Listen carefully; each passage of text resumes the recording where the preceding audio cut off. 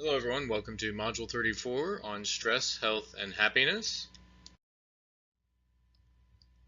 We're going to first talk about what we do to cope with stress, because that has a lot to do with our health.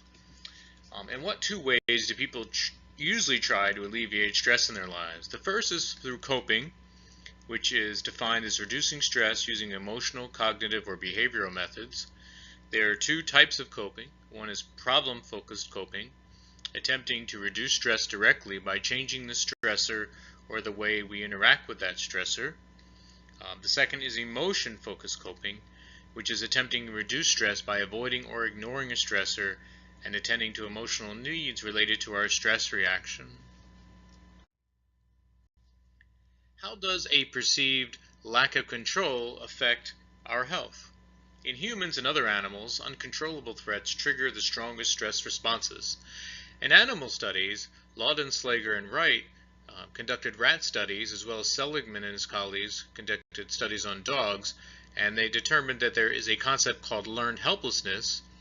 This hopelessness and passive resignation an animal or person learns when they're unable to avoid repeated aversive offense. So what the person would say is, well, this is just going to happen to me and there's nothing that I can do, and therefore I'm helpless. In human studies, Roden and O'Neill looked at two different environments, the nursing home resident study and a worksite environmental study. Increasing our control noticeably improves our health and morale. So when we perceive we have a sense of control over stressful events in our lives, we tend to have higher health and higher levels of morale. On this chart, we can look at learned helplessness in more detail. We look at uncontrollable bad events that may happen to a person. The person has a perceived lack of control over those events, and they result in a generalized sense of helpless behavior that the person just does not have control to try to cope or react to those events. So when we talk about personal control, why does our perceived loss of such control predict health problems? Losing control produces an outpouring of stress hormones. So when we think we don't have control, those hormone levels increase dramatically. When rats cannot control shock, or when humans or other primates feel unable to control their environment, the result is rising stress hormones.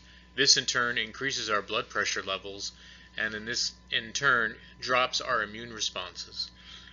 If we boost our feelings of control, people often lead happier and healthier lives. There are two types to look at locus of control, and locus is a Latin word for place. Internal versus external. If we're experiencing a loss of control that can be stressful and unhealthy, do people who generally perceive they have control of their lives enjoy better health? If you have an external locus of control, you believe that chance or outside forces control their fate. If you have an internal locus of control, you believe that you control your own destiny. Studies show that people who believe in their freedom learn better, perform better at work, behave more helpfully, and have a stronger desire to punish rule breakers. How can our self-control be depleted, and why is it important to build this strength? Depleting and strengthening self-control. Self-control is the ability to control our impulses and delay short-term gratification for greater long-term rewards. Exercising willpower temporarily depletes the mental energy needed for self-control on other tasks. But the long-term effect of exercising self-control is strengthened self-control, much as hard physical workouts leave you temporarily tired but stronger in the long term. And self-control requires attention and energy, but it predicts good adjustment, better grades, and social success. How does an optimistic outlook affect our health and longevity? Pessimists expect things to go badly. They blame themselves, others, or situations beyond their control. Optimists expect to have control, work well under stress, and enjoy good health. They enjoy better moods, stronger immune systems, quicker recovery times, longer lives, and better well-being and success overall. Optimism runs in families. One genetic marker is a gene that enhances the social bonding hormone of oxytocin. Even the most pessimistic of us can learn to become more optimistic. In one such study, pessimists reported lower levels of depression. If we look at pessimism, we could generalize that they have an external locus of control, that everything else outside of them is causing stress.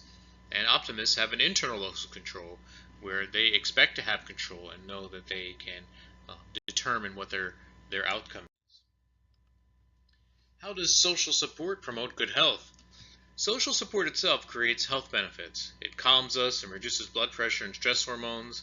It fights illness by fostering stronger immune functioning. And close relationships give us an opportunity for open heart therapy, a chance to confide painful feelings. Reducing stress. Having a sense of control, developing more optimistic thinking, and building social support can help us experience less stress and thus improve our health. But sometimes we cannot alleviate stress and simply need to manage our stress.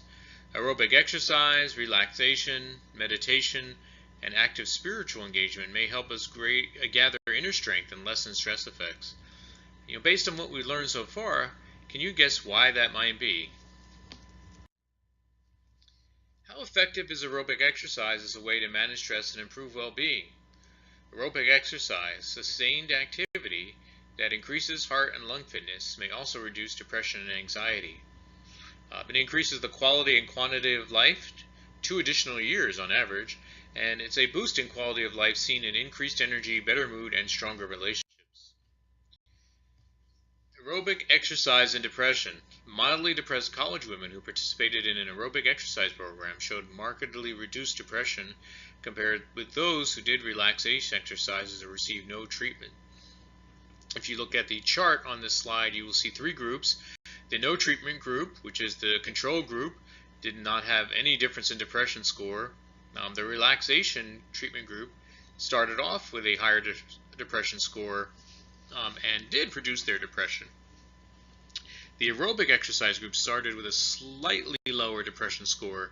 However, the dramatic difference is their depression scores were far lower than the no treatment group or the relaxation treatment group. In what ways might relaxation and meditation influence stress and health? Much of the research done that was starting in the late 1960s focused on biofeedback. It is now thought to have limited effect, working best on tension headaches. More than 60 studies have found that relaxation procedures can help alleviate headaches, high blood pressure, anxiety, and insomnia. Relaxation training has been used to help type A heart attack survivors reduce the risk of future heart attacks. One of my favorite strategies is mindfulness meditation. This is relaxing and silently attending to your inner state without judging it. It can strengthen connections among regions in the brain. It activates brain regions associated with more reflexive awareness, and it calms brain activation in emotional situations.